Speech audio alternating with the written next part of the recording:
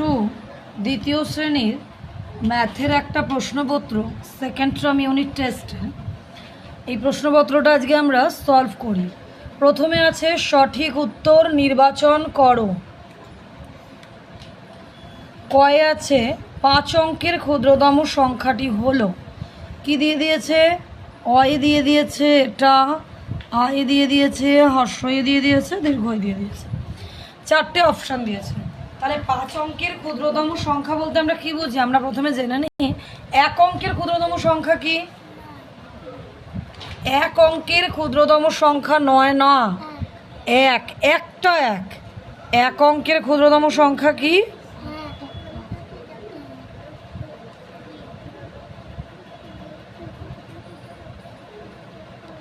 1 অঙ্কের ক্ষুদ্রতম সংখ্যা একটা 1। এটা যদি 2 অঙ্কের ক্ষুদ্রতম সংখ্যা হয় কি হবে? দুটো 1 হয় না। যখনই ক্ষুদ্রতম সংখ্যাতে অঙ্ক বাড়ে পেছনে শূন্য বাড়বে, ঠিক আছে? যদি তাহলে এটা 2 অঙ্কের ক্ষুদ্রতম সংখ্যা হতো, দিল 2 অঙ্কের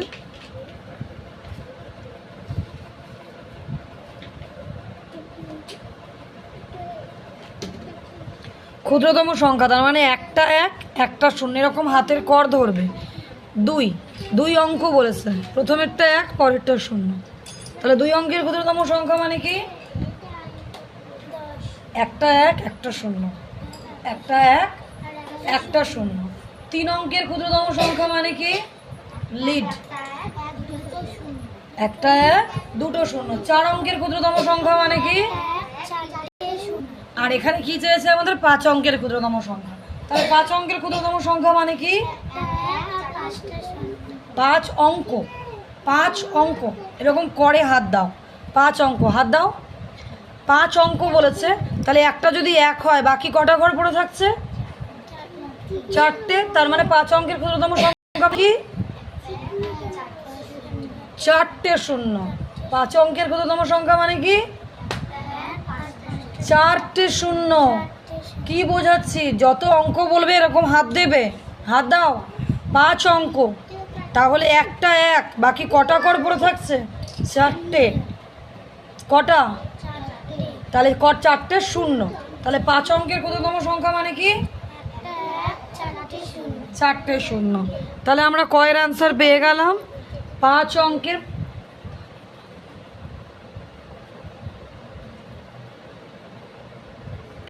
ক্ষুদ্রতম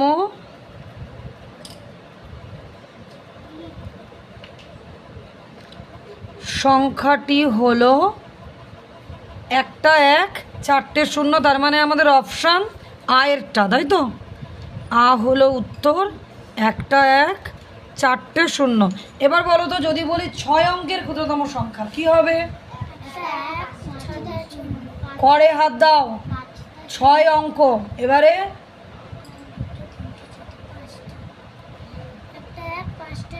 মনে থাকবে, এইভাবে বার করব। হয়ে গেল, কয়ের দাগেরটা বুঝলাম। এবারে ক্ষয় কি বলেছে দেখি। 9 7 3 5 0 4 সংখ্যাটিতে অযুতের অঙ্ক কত? তাহলে আমরা প্রথমে কোন সংখ্যাটা দিয়েছে লিখে নিই। 9 7 3 5 0 4 বলেছে অযুত। আমরা এর ওপরের ঘরগুলোকে সাজিয়ে নেব, একক, দশক, শতক, স্থানীয় মান লিখব। লিখি একক, দশক, শতক, হাজার, অযুত, লক্ষ। কি কি ঘর একবার মুখে বলে নাও। একক, দশক, শতক, হাজার, অযুত, লক্ষ। একক, দশক, শতক, হাজার, অযুত, লক্ষ। তাহলে আমাদের কি কার ঘর চেয়েছে? অযুত। তাহলে অযুতের ঘরে কি আছে? 7। আমাদের অপশানে কি দিয়েছে? 7 কোথায় আছে? 7 আছে আমাদের হর্ষইতে, তাই তো? তার মানে উত্তর হলো আমাদের হর্ষই, অযুতের স্থানে আছে 7। বোঝা গেল? এইবারে আমি এটা দেখিয়ে যদি বলি লক্ষের স্থানে কি আছে, কি হবে? শতকের স্থানে কি আছে? 5। এককের স্থানে কি আছে? 4। বোঝা গেল? এইভাবে তুই একটু সরে যা, ওকে একটু সামনে আসতে দে, একটুখানি কাছে আয়, এখানে চলে আয়। এবার তাহলে আমাদের 1 এর দাগে 2টো অঙ্ক হয়ে গেল, তাই তো? এবারে 2 এর দাগে আসছি। 2 এর দাগে বলেছে আমাদের অযুত হাজারের ড্যাশ গুণ। অযুত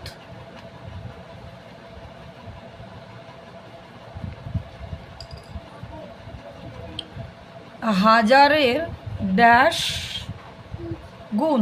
তাহলে অযুত হাজারের কত গুণ বলো দেখি? না, অযুত হাজারের কত গুণ? দেখো আমরা যদি এটা রাফ, হ্যাঁ, আমরা যদি 10কে 10 দিয়ে গুণ করি কি হয়? 1 1কে 1, 2 শূন্য 2 শূন্য বসে গেল 100, তাই তো? তার মানে দশক শতকের কত গুণ? 10 গুণ। 10 দিয়ে গুণ করছে, তার মানে আমরা যদি হাজারকে 10 দিয়ে গুণ করি, দেখো হাজারের ঠিক পরের ঘরটাই হলো অযুত, তাই তো? তাহলে অযুত হাজারের কত গুণ? অযুত হাজারের একটা ঘর বাড়ছে 10, অযুত হাজারের 10 গুণ। মানে আমরা যদি হাজারকে আমরা যদি 10 দিয়ে গুণ করি আমরা অযুত পাবো। 1000কে যদি আমরা 10 দিয়ে গুণ করি আমরা 1 অযুত পাবো।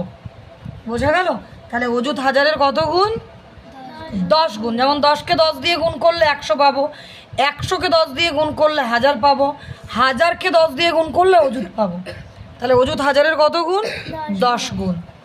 হয়ে গেল। ক্ষয়ের দাগে আসছি, শূন্যর স্থানীয় মান ও প্রকৃত মান সর্বদা ড্যাশ হয়। তাহলে শূন্যর স্থানীয় মান প্রকৃত মান সর্বদা সমান হয়, সমান হয়। যেমন 1কে যদি আমি এখানে বসাই হবে 1 অযুত 1000, কিন্তু শূন্যকে যদি বসাই শূন্য শূন্য হবে, সর্বদা শূন্যর মান প্রকৃত মান স্থানীয় মান সবসময় সমান হবে। আচ্ছা, এবারে হয়ে গেল আমাদের 2 এর দাগের ক খ। এবারে আসছি 3 এর দাগে। 3 এর দাগের ক বলেছে সংখ্যায় লেখো। আমাদের সংখ্যায় লিখতে বলেছে, কথায় দিয়ে দিয়েছে। কি দিয়েছে? 7,08,902। এটাকে বলেছে আমাদের কথায় সংখ্যায় লিখতে। সেই সংখ্যায় লিখতে গেলে এই যে ঘরটা আমি বলাম মুখে, এই ঘরটা লিখে নিতে হবে। তাহলে ঘরটা আমাদের কি আমরা আরেকবার বলে নিই? একক, দশক, শতক, হাজার, অযুত, লক্ষ। তোমাদের এখন লক্ষ পর্যন্তই দরকার, লক্ষ পর্যন্ত করো, তারপরে নিযুত, কোটি আছে। আমাদের এটা 7 লক্ষ দিয়েছে, আমরা লক্ষ পর্যন্ত ঘরই লিখব। একক, দশক, শতক, হাজার, অযুত, লক্ষ। এইবারে দেখো কি আছে? 7 লক্ষ, তাই তো? আমরা লক্ষের ঘরে কি বসাবো? 7 বসাবো। 7 লক্ষ তো 7 বসিয়ে দিলাম। 8,000, তাহলে আমরা হাজারের ঘর কোনটা? এটা, তাহলে এখানে 8 বসিয়ে দেবো। 8,000। এরপরে কি আছে? 900, তাহলে আমরা শতকের ঘরে কি বসিয়ে দেবো? 9। তারপরে কি আছে? 2, একটা সংখ্যা, সেই জন্য এককের ঘরে 2। এখানে যদি 12 হতো, দুটো সংখ্যা হতো, তাহলে আমরা একক দশক মিলিয়ে বসাতাম, 1 2 12। যেহেতু একটা সংখ্যা সেহেতু শুধু এককের ঘরে বসলো। এইবারে দেখো দুটো ঘর দেখতে পাচ্ছি ফাঁকা, এই দুটো ঘরে কি করব? দুটো ঘরে শূন্য খাইয়ে নেব। বোঝা গেল? এই হলো কথায় লেখো দিয়ে দিয়েছে, আমরা সংখ্যায় লিখলাম 7,08,902। শুধু আমাদের কি করতে হবে না, ঘরটা করে নিতে হবে। করে নিয়ে আমরা দেখে বসিয়ে দেবো, ফাঁকা ঘর থাকলে সেখানে শূন্য খাইয়ে দেবো। হয়ে গেল এটা। এটা কি করলাম আমরা? সংখ্যায় লেখো। এরপরে 3 এর দাগে ক্ষয়ে দিয়েছে আমাদের কথায় লেখো। তাহলে কথায় লেখো কি লিখতে দিয়েছে? আমাদের সংখ্যাটা দিয়ে দিয়েছে 49506, এটাকে কথায় লিখতে দিয়েছে। তখন আমরা কি করব? এর ওপরে ঘর করে নেব, তাহলে আমাদের লিখতে সুবিধা হবে। কি ঘর বলো? একক,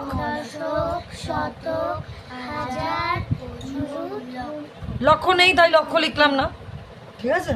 আমি কি বললাম একটু আগে? যে 2 বলে এককের ঘরে লিখেছি, যদি 12 হতো একক দশকের ঘরে লিখতাম, বললাম তো। কেন বললাম?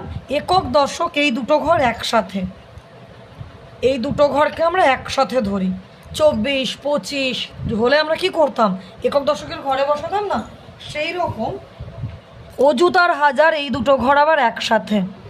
যেমন যদি বলি 9 আছে হাজারের ঘরে, তাহলে হবে 9,000, কিন্তু অযুতকে যদি সাথে নিই তাহলে এটা কি হয়ে গেল? 49,000।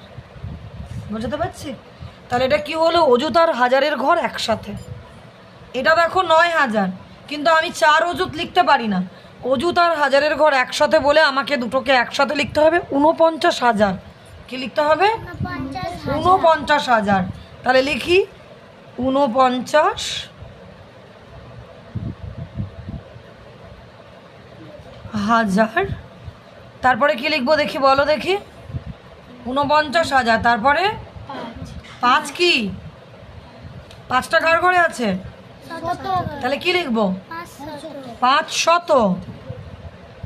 500। তারপরে আবার বলেছি একক দশক একসাথে হয়, এই অযুত হাজারের মতো। তাহলে দেখো দশকের ঘরে শূন্য আছে, তাহলে শূন্যর কোনো ভ্যালু নেই, শূন্য আমরা লিখতে নাও পারি। তাহলে আমরা কি লিখবো? শুধু লিখে দেবো 6। এককের ঘরে 6 আছে, শুধু লিখে দেবো আমরা 6। কিন্তু এটা যদি উল্টো হতো, এদিকে 6 থাকতো এদিকে শূন্য থাকতো, তাহলে আমরা কি লিখতাম? 60। কি লিখতাম? 60। তাহলে এটা কি লিখলাম? 49,506। বুঝে গেল? তাহলে আমাদের একটা করে কথায় লেখো সংখ্যায় লেখো দিয়েছে, করে ফেললাম। এরপরে আসছি আমরা 4-এর দাগে। 4-এর দাগে একটা ছক দিয়ে দিয়েছে, বলেছে ছকটা পূরণ করে। এটা জেরক্সে করে দিচ্ছি। হ্যাঁ, দেখো এটা হলো বাংলা সংখ্যা। হ্যাঁ, এটা হলো বাংলা সংখ্যা, এটা হলো পূরণবাচক সংখ্যা, এটা রোমান সংখ্যা, এটা ইংরাজি সংখ্যা। তাহলে পূরণবাচক সংখ্যাগুলো আমরা কি লিখি? যেমন 1কে আমরা কি লিখি? প্রথম। আমরা 1 থেকে 10 বইতে ছিল পূরণবাচক সংখ্যা। 1 প্রথম, 2 দ্বিতীয়, 3 তৃতীয় ছিল না, 4 চতুর্থ, ওইগুলো হচ্ছে পূরণবাচক। তোমাদের রোমান নাম্বার বইটাতে নেই, রোমান নাম্বারটা বলে দিচ্ছি। দেখো 11। 11-র পূরণবাচক সংখ্যা হলো একাদশ। 11-র পূরণবাচক সংখ্যা কি? একাদশ। রোমান সংখ্যা এটা কি করে? এই এক্স মানে হলো 10, আর এই এটা মানে হলো 1, তাহলে 10 আর 1 হলো 11। এটা হলো রোমান নাম্বার। ইংরেজি সংখ্যাতে কি হবে? 11 হয়ে যাবে। হয়ে গেল। এটা দিয়ে দিয়েছে সপ্তদশ মানে পূরণবাচক। এটাকে তাহলে বাংলা সংখ্যায় কি হবে? একাদশ 11, দ্বাদশ 12, ত্রয়োদশ 13, চতুর্দশ 14, পঞ্চদশ 15, ষোড়শ 16, আর সপ্তদশ কি হবে? 17। তাহলে এখানে লিখলাম 17। তাহলে রোমান সংখ্যায় কি জানলাম? এটা হলো 10 আর এটা হলো 5। তাহলে 10 আর 5-এ 15, আর এগুলো কিসের সাইন? এগুলো 1। তাহলে 15, একটা দিলাম 16, আরেকটা দিলাম 17। বোঝা গেল? 10, 5-এ 15, 16, 17 রোমান নাম্বার। আর 17 ইংরাজি সংখ্যা। হয়ে গেল। আচ্ছা, এটা বলেছে নির্দেশ মতন যোগ করো বিয়োগ করো। তাহলে 8 আর 1-এ 9, 7 আর 4-এ 13, 7 আর 4-এ 7 আর 3-এ 10, আর 1-এ 11, 7 আর 4-এ হচ্ছে 11, 11 আর 1 হাতে রইল 1, 9 আর 1-এ 10, 10-এর 0 হাতে রয়েছে 1, 5 আর 1-এ 6 হয়ে যাচ্ছে, আরেকটা 6, 6 6 12, 12-র 2 হাতে রইল 1, 3 আর 2-এ 5, আর 1-এ 6। এত বেরিয়ে গেল আমাদের বিয়োগ যোগফল। এবার আসছি বিয়োগ। তাহলে 2-এর পর থেকে 7 গুনবো, 3 4 5 6 7 5। ওপরে 0 থাকলে শূন্যটাকে 10 ধরতে হয়। কত ধরতে হয়? 10। বিয়োগের সময়, যোগের সময় না, বিয়োগের সময় ওপরে 0 থাকলে 10 ধরতে হয়। 1-এর পর থেকে 10 গুনি, তাহলে কত হবে? 9। 9 লিখলাম। এবারে যেহেতু ধরেছিলাম আমি এখানে 1 ফেরত দিয়ে দিই।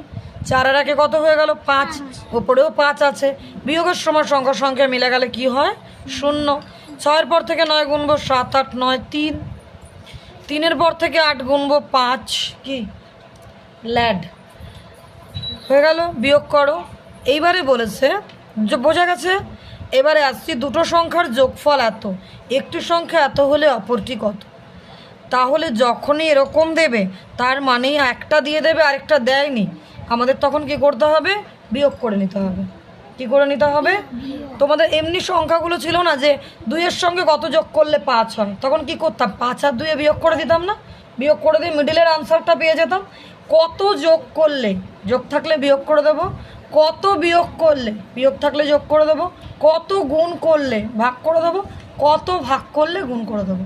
তাহলে এটা কেন ভাই বলেছে একটি সংখ্যা দিয়ে দিয়েছে অপরটা চাইছে, তার মানে একটা দিয়েছে আরেকটা চাইছে, যোগফল বলেছে কি করে দেবো? বিয়োগ করে দেবো। তাহলে আমরা অপর সংখ্যাটি পেয়ে যাব 8 3 2 0 3 6 9 4। বিয়োগ করি।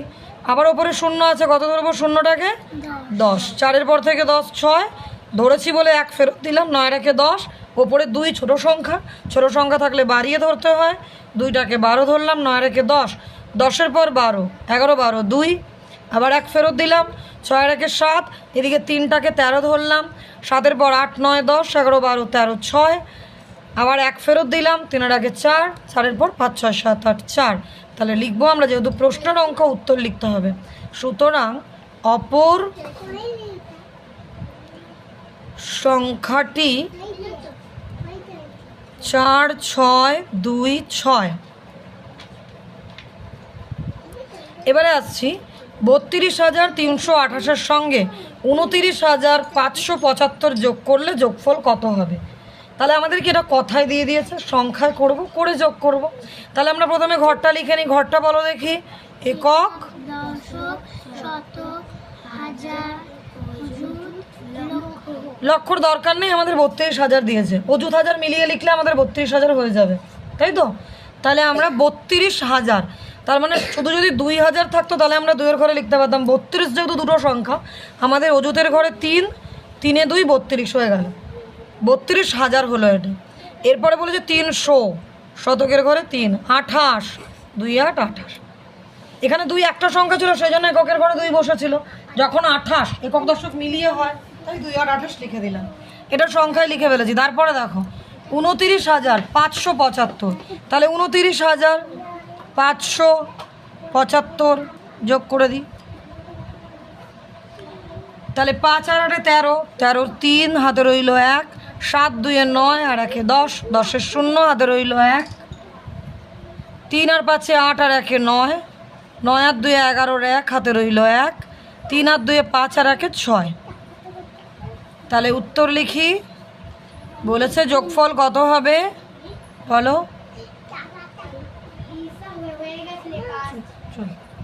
যোগফল 6 1 9 0 3। বুঝা গেল? যোগফল হলো এত। এই হলো আমাদের অঙ্কের সেকেন্ড টার্ম ইউনিট টেস্টের একটা পেপার।